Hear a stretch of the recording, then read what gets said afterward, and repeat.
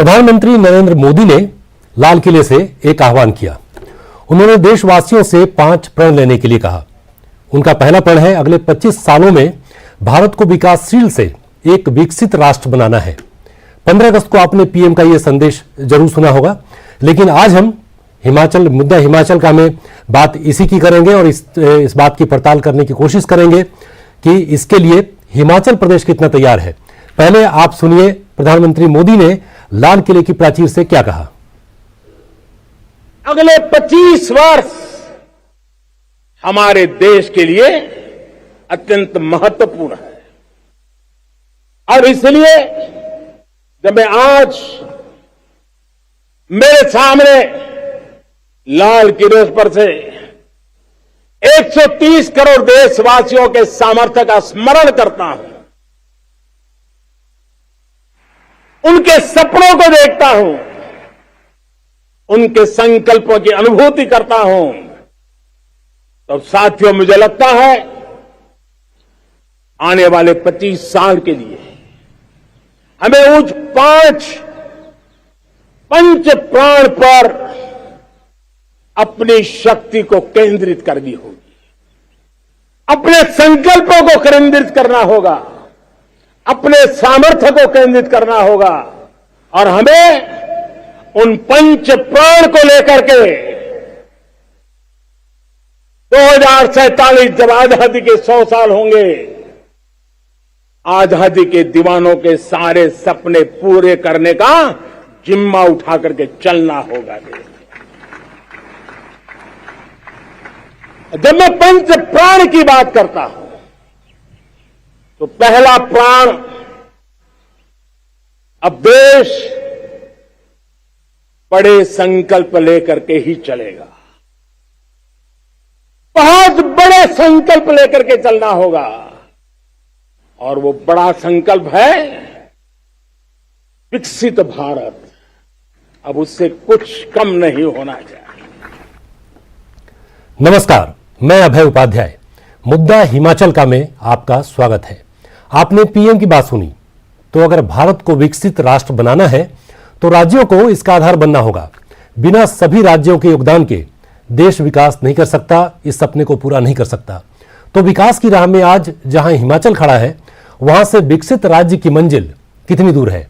आज मुद्दा हिमाचल का में हम इसी तथ्य की पड़ताल करेंगे और इस मुद्दे पर विचार विमर्श करने के लिए आज हमारे साथ कुछ खास मेहमान भी मौजूद हैं।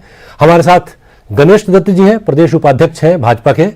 हमारे साथ कांग्रेस के प्रदेश उपाध्यक्ष और वरिष्ठ प्रवक्ता नरेश चौहान जी हैं और साथ ही साथ आम आदमी पार्टी से उनके प्रदेश प्रवक्ता पंकज पंडित भी हमारे साथ जुड़ रहे हैं।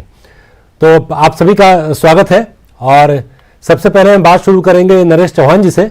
नरेश चौहान जी, आपने भी भाषण सुना होगा प्रधानमंत्री नरेंद्र मोदी का, और ये जो एक आह्वान कर रहे हैं वो सपना है उनका कि अगले 25 सालों में हम विकसित राष्ट्र की श्रेणी में शामिल हो जाएं।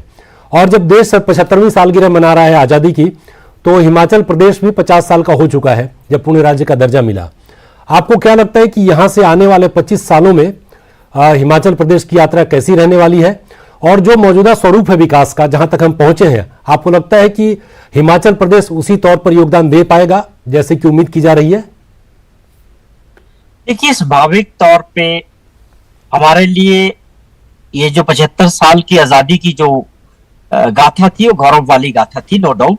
देश जब 1947 में सैकड़ों वर्षों तक अंग्रेजों के अधीन रहा, तो आजादी का महत्व बहुत महत्वपूर्ण था कि देश आजादी नहीं था, हम गुलाम थे, हमको कोई और लोग चलाते थे और हमें किस तरह का उस वक्त का माहौल रहा वो लोग समझते हैं जिन्होंने आजादी का एहसास हुआ। तो आजादी अपने आप में बहुत महत्वपूर्ण है, इसमें किसी को दो राय नहीं। आपने प्रधानमंत्री जी का लक्ष्य है कि आगे देश को ले जाना, विकसित देश की पंक्ति में खड़ा करना है, ये भी सही है, अच्छी बात है।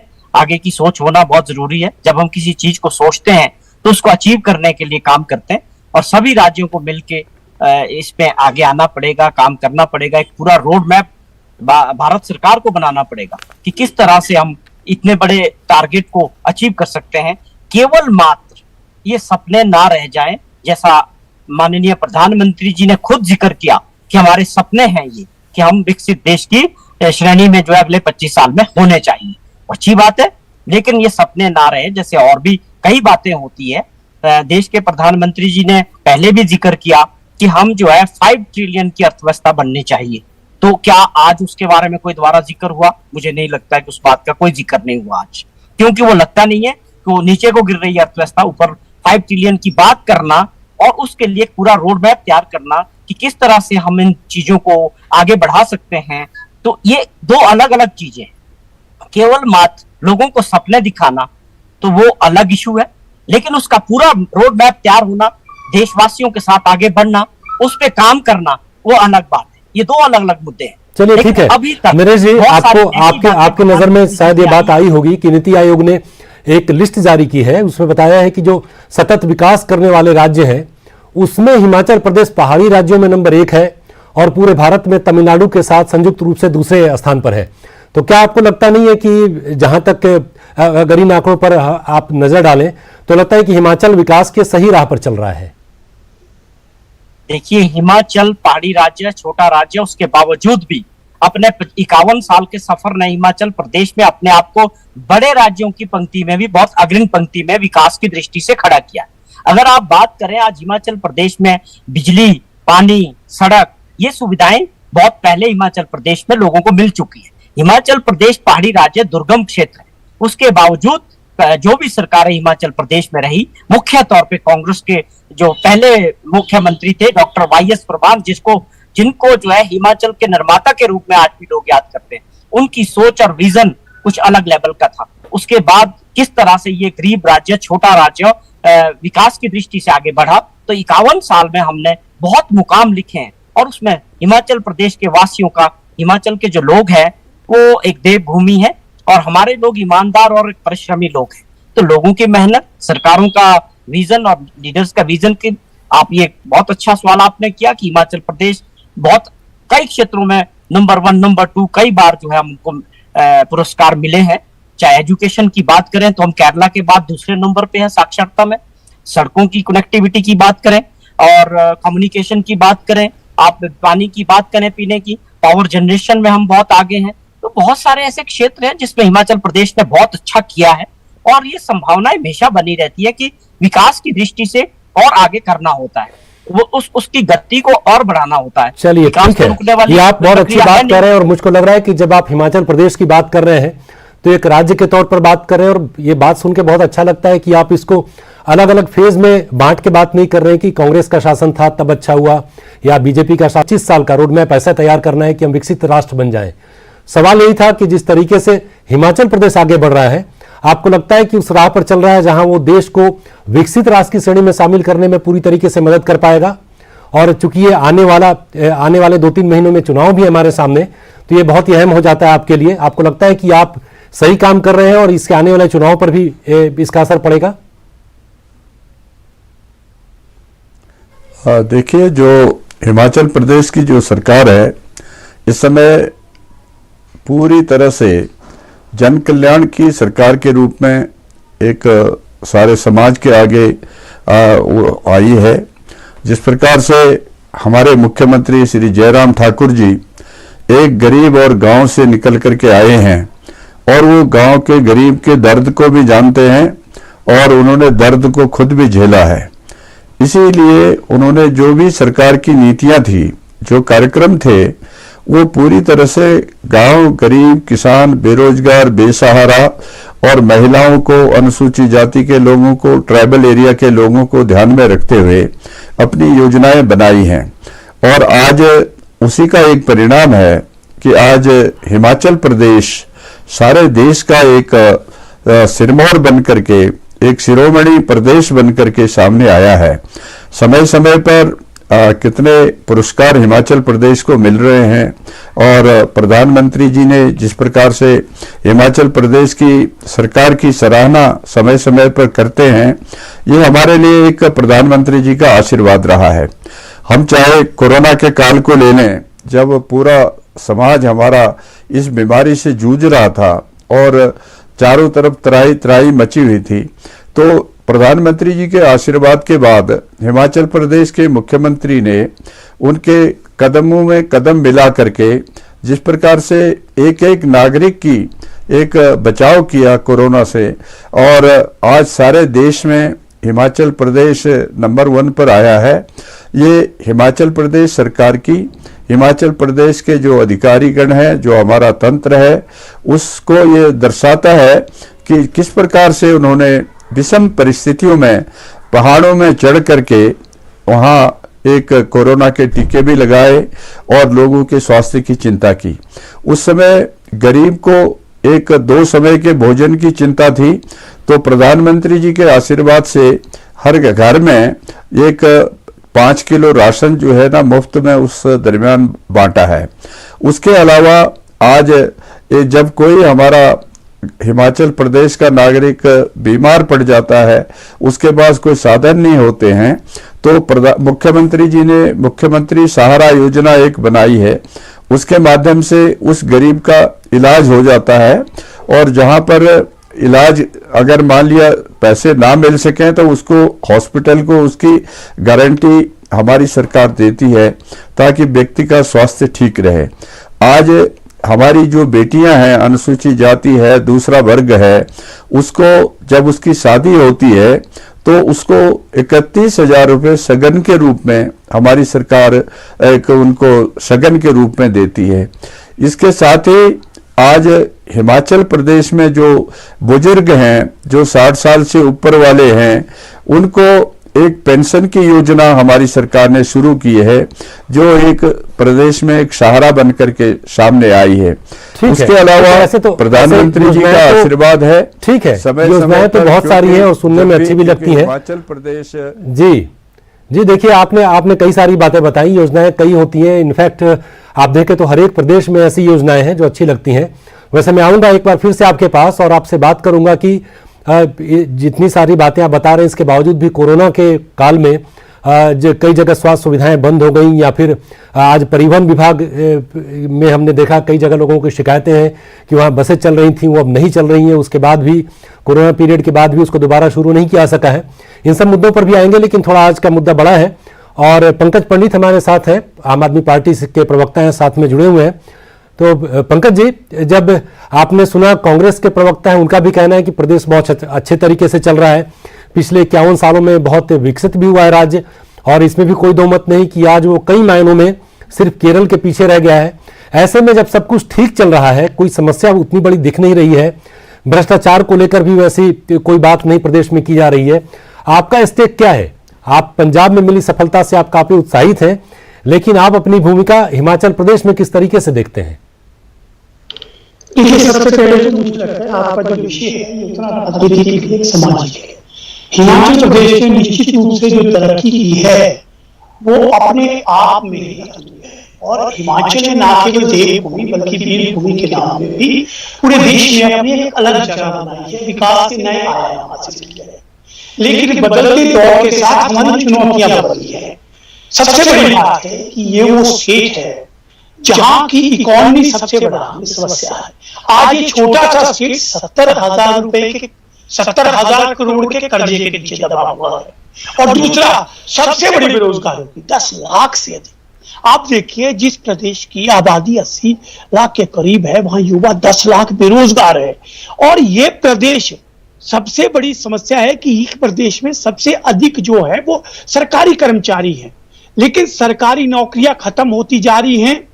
फौज में हमारी मोनोपोली थी, जो एक हमारा कब्जा था हिमाचलियों का, वो दबदबा हमारा खत्म हो चुका है। हमारा एजुकेशन लेवल बहुत हाई है, हमने बहुत तरक्की की है, लेकिन अब भविष्य का जो 25 साल का आने वाला रोड मैप है वो निश्चित रूप से बड़ी चुनौती है। 70,000 का कर्ज, लाखों बेरोजगार, और उसके ऊपर हम लोग कोई भी ऐसा कोई जरिया, हम लोग अपने पर्यटन को, अपनी बागवानी को उस स्तर पे नहीं ले पाए हैं जो कि हमारे प्रदेश को आगे बढ़ा सके, जो जीडीपी में बड़ा योगदान दे सके। आज भी हमारे पर्यटन और बागवानी को हम उस स्तर पे नहीं ला पाए हैं जिसके लोगों की उतने स्तर पर आजीविका हो। एक विशेष क्षेत्र है, वहां पे बागवानी है, लेकिन अधिकांश हिमाचल में आज भी युवा रोजगार के लिए सरकारी नौकरी देख रहा है। स्वरोजगार, इंडस्ट्रियलाइजेशन, इन सब मुद्दों पे हम बहुत पीछे हैं। पिछला दौर बहुत अच्छा था, संभावनाएं थी, हमारे लोग फौज में थे, हमारे लोगों ने सरकारी नौकरियों में बहुत ज्यादा संभावना थी, लेकिन आगे चुनौतियां बढ़ती जा रही है। निश्चित तौर पर देश के प्रधानमंत्री ने कहा है, वाको पार्टी ने, हम सबका सपना है कि हिंदुस्तान तरक्की करे और विकासशील देशों में इस समय जो हमारी भूमिका है उसकी तरफ पूरा विश्व देख रहा है। सबसे युवा देश है ये, इस समय सबसे युवा आबादी हमारे ठीक है, पास है, पूरा ठीक विश्व है देख पंकज जी। रहा है। चलिए आपने लेकिन चुनौती एक महत्वपूर्ण बात हमारे उठाई सामने लगातार राज्य पर बढ़ते हुए कर्ज की, और कई बार ये बातें उठाई भी जाती हैं कि अगर वेतन वृद्धि करनी होती है सरकारी कर्मचारियों की, कुछ महीने पहले 1200 करोड़ का एक नया कर्ज लिया गया, उसके पहले भी 2000 करोड़ रुपए का कर्ज लिया ये गया वो था। प्रदेश है जिसमें तो- कोई भी सरकार आती जी। है उसको हर महीने वेतन देने के लिए कर्ज लेना पड़ता है। कांग्रेस भाजपा नहीं, ये वर्तमान हमारी वित्तीय हालात हैं। ठीक और है। रोजगार दूसरा सबसे बड़ा। चलिए, तो हर एक बिना आज की जो मौजूदा पूरे विश्व की जो अर्थव्यवस्था है उसमें कहीं भी कोई भी राज्य या कोई भी राष्ट्र ऐसा नहीं है जो अपने आप को कह सके कि बिना कर्ज के हमारा पूरा जो हमारा काम जो है राज्य सरकारों का या राष्ट्रीय सरकारों का चल जाता है। गणेश दत्त जी, ये बात तो उठाई जाती है कि कर्ज धीरे धीरे बढ़ता चला जा रहा है। 70,000 करोड़ का आंकड़ा बता रहे हैं पंकज जी, और 4-5 साल पहले की बात करें 2017 के आसपास ये तकरीबन 46,000 करोड़ था। तो ठीक है कि आपने कई सारी योजनाएं भी शुरू की है, एक सोशल सिक्योरिटी नेट की भी बात की जाती है, लेकिन इसके बावजूद भी बढ़ते हुए कर्ज का क्या इलाज है आपके पास? देखिए, जो कर्ज वाली बात आ रही है, ये जिस समय हिमाचल प्रदेश में 2017 में भारतीय जनता पार्टी की सरकार सत्ता में आई थी, उस समय कोई 55,000 करोड़ रुपए का जो है कर्जा पूर्व के कांग्रेस सरकारों के समय का आया था। और उसके बाद निरंतर, क्योंकि हिमाचल प्रदेश शुरू से ही एक गरीब प्रदेशों की श्रेणी में आया है, और जैसे हमारे अभी बंधु कह रहे थे ना, हिमाचल प्रदेश के कर्मचारियों की चिंता है। आज हिमाचल प्रदेश के पूरे बजट का जो 34% है वो सैलरी और पेंशन में जाता है। तो कर्मचारी हमारे भाई हैं, उसमें कोई दो राय नहीं कि भी उनकी जो चिंता करना सरकार का काम है। और इस बात के लिए हम मुख्यमंत्री जी को बधाई देते हैं कि पहले उन्होंने 2016 से जो कर्मचारियों के जो स्केल थे उसको देना प्रारंभ किया है। अभी कल ही 15 अगस्त के एक प्रदेश स्तरीय कार्यक्रम में उन्होंने जो भी कर्मचारियों की मांगें थी उसमें 1,000 करोड़ रुपए का जो है हमारे कर्मचारी भाइयों को मिलेगा। क्योंकि हिमाचल प्रदेश में निश्चित तौर पर अन्य प्रदेशों की अपेक्षा संख्या ज़्यादा है, और उसका कारण यह है कि हमारे पास इससे पहले कोई इंडस्ट्री भी नहीं थी। हर कोई जो है ना सरकारी क्षेत्र में नौकरी करना चाहता था। उसके अलावा भी इन्होंने कहा कि जी शिक्षा का स्तर कमजोर है, लेकिन इनको थोड़ा सा राष्ट्रीय परिप्रेक्ष्य में कुछ आंकड़े पढ़ करके आना चाहिए। आज हिमाचल प्रदेश शिक्षा के स्तर में पहले केरल नंबर पर 1 पर होता था, लेकिन आज हिमाचल प्रदेश केरल को पछाड़ करके और आगे बढ़ा है। और उसके साथ ही सड़कों का जो एक जाल बिछा है हिमाचल प्रदेश में, हर घर नल लगाने की योजना है, और हर घर से क्योंकि सभी को सरकारी रोजगार देना तो संभव नहीं है, लेकिन यथासंभव हिमाचल प्रदेश की सरकार ने शिक्षा में, स्वास्थ्य में और जो भी एक जन कल्याण की जो योजना है उसमें सरकारी एक नौकरी पर प्रदेश के युवाओं को रखा है। उसके साथ ही हिमाचल प्रदेश में इंडस्ट्री को भी आगे बढ़ाया है, जिसमें लगभग 1 लाख से अधिक नौजवानों को उसमें भी रोजगार मिला है। तो कुल मिलाकर के हम ये कह सकते हैं कि पहाड़ी प्रदेश होने के नाते और एक पहले से ही गरीब प्रदेश होने के नाते, और खास करके कांग्रेस पार्टी के समय में हिमाचल प्रदेश का जो विशेष श्रेणी का एक स्टेटस था उसको वापस ले लिया गया था। लेकिन हमारी सरकार आने के बाद, माननीय प्रधानमंत्री नरेंद्र मोदी जी के आने के बाद हिमाचल प्रदेश को विशेष श्रेणी का दर्जा मिला है, जिसका 90% विकास का खर्चा जो है वो केंद्र सरकार देती है और 10% जो है हिमाचल प्रदेश की सरकार खर्च करती है। लेकिन उससे पहले वो 50-50 और 60-40 का जो रेशो था वो कांग्रेस के कार्यकाल में हुआ। उसके कारण कर्जा भी बढ़ा, और जब कर्जा ब्याज पर लेंगे तो ब्याज भी बढ़ेगा सर, लेकिन और देनदारी भी बढ़ेगी। तो मौजूदा सरकार के कार्यकाल में भी बढ़ा है। हिमाचल प्रदेश की सरकार को देखना पड़ रहा है। जी ठीक है, आपकी बात उस पर नरेश जी से बात करेंगे हम लोग, लेकिन मौजूदा सरकार के कार्यकाल में भी तो कर्ज बढ़ रहा है। बिल्कुल, जो गणेश दत्त जी ने जो बात कही कि जो 2017 में जब भाजपा की सरकार बनी तो उस वक्त आंकड़ा 47,000 करोड़ रुपए का कर्जा था, जो पिछली सारी सरकारों का था। लेकिन आज आप देखिए कि 5 साल के कार्यकाल में ये 47,000 करोड़ से ये एंड तक जो है ये कोई तकरीबन 70,000 से 75,000 के बीच जाएगा। तो आप ये देखिए कि 5 साल के इस कार्यकाल में कितना कर्जा जो है हिमाचल प्रदेश के लोगों पे बढ़ा है। अब ये कर्जा तो प्रदेशवासियों पे है। सरकार तो चली जाएगी दिसंबर में, जयराम जी भी अपने रास्ते निकल जाएंगे, लेकिन कर्जा तो खड़ा रहेगा। ये हमारे जो भी लोग हैं प्रदेशवासी है उनके ऊपर ये बोझ है। लेकिन कर्जा भी लेती हैं सरकारें, आपने बहुत बढ़िया जिक्र किया, लेकिन वो विकास पे लगना चाहिए। अगर हम कर्जा जो है ब्याज चुकाने के लिए या सैलरीज देने के लिए या पेंशन देने के लिए, तो वो विकास की दृष्टि से जो है बहुत कम पैसा जो है विकास के लिए बच रहा है। ये दुर्भाग्यपूर्ण है। जैसा हमारे दूसरे दोस्त ने जिक्र किया, आम आदमी पार्टी के थे, बहुत बढ़िया बात उन्होंने कही कि बेरोजगारी एक बहुत बड़ी समस्या और चुनौती के रूप में हिमाचल प्रदेश में आई।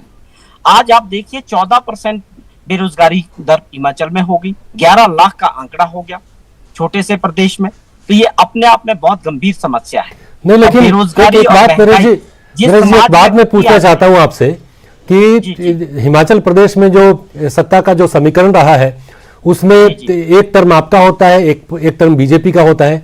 तो जिन परिस्थितियों में भी आज प्रदेश है या रोजगार की स्थिति है, अच्छा है या बुरा है, आप ये तो मानेंगे कि योगदान दोनों का ही है। मतलब क्या ये मुमकिन है कि हम सीधे सीधे अपनी जिम्मेदारी ट्रांसफर कर दें कि नहीं, ये बीजेपी के कार्यकाल में हुआ, कर्ज उनके वक्त में बढ़ता रहा, हमने इसको कंट्रोल कर लिया था, या हमारे वक्त में रोजगार की स्थिति अच्छी थी और बीजेपी के वक्त में इस पर ध्यान नहीं दिया जा रहा? क्या हम लोग ऐसे डिवाइड कर सकते हैं? देखिए, आपको यहाँ एक बात समझनी पड़ेगी, ये बड़ा नाजुक दौर से गुजर रहा है हर राज्य। बेरोजगारी पूरे देश की समस्या है, वही हिमाचल प्रदेश में इसमें फंसता जा रहा है। लोग पढ़ाई लिखाई बहुत कर रहे हैं, एजुकेशन का अच्छा स्तर है, तो बेरोजगारी भी बढ़ती जा रही है, उनके लिए रोजगार नहीं है। सरकारी रोजगार पर पूरी निर्भरता थी, अब उसमें कट लगता जा रहा है। तो ये अपने आप में, अगर 5 साल सरकार कोई थोड़ी भी गलत नीतियां बना दे, उनका कदम एक भी गलत हो जाए, तो वो परिस्थितियां बहुत भयानक हो जाती है। वही कुछ इन 5 सालों में हुआ है कि ये मुख्यमंत्री जी ने खुद जिक्र किया है कई बार कि ये समय हमारा कोरोना काल में निकल गया, हम काम नहीं कर पाए। जो हमने वादे किए थे मैनिफेस्टो के तौर पे 2017 में, हर वर्ग, बागवानी क्षेत्र हो, किसान हो, बेरोजगार हो, युवा हो, छोटा व्यापारी, वो पूरे नहीं कर पाई। ठीक है, चलिए हम आएंगे एक बार फिर से, अभी थोड़ा सा वक्त की कमी है। एक छोटा रिएक्शन पंकज जी से भी लेते हैं। निराश है लोग आज। जी, बदलाव तो होगा, ठीक है, बदलाव इस बार भी होगा, बदलाव तय है। लोग इंतजार कर रहे हैं कि 2 महीने का समय रह गया। अब ये जो घोषणा कर रहे हैं 1 महीने के अंदर, अब आप 5 साल क्या करते रहे? ठीक है, चुनाव के दौरान जो घोषणा की जाती है उनका क्या मतलब होता है? ठीक है नरेश जी, ठीक है, बहुत शुक्रिया। सुनिए, मैं पंकज जी से एक रिएक्शन लेता हूँ। पंकज जी, आपने सुना, नरेश जी को भी सुना और बीजेपी की बात भी सुनी, और एक तरह की एक समझ तो है कि दोनों का कार्यकाल एक के बाद एक आता रहा है और एक सम्मिलित प्रयास दिखता रहा है जिसकी वजह से हिमाचल आज उस जगह पर पहुंचा है।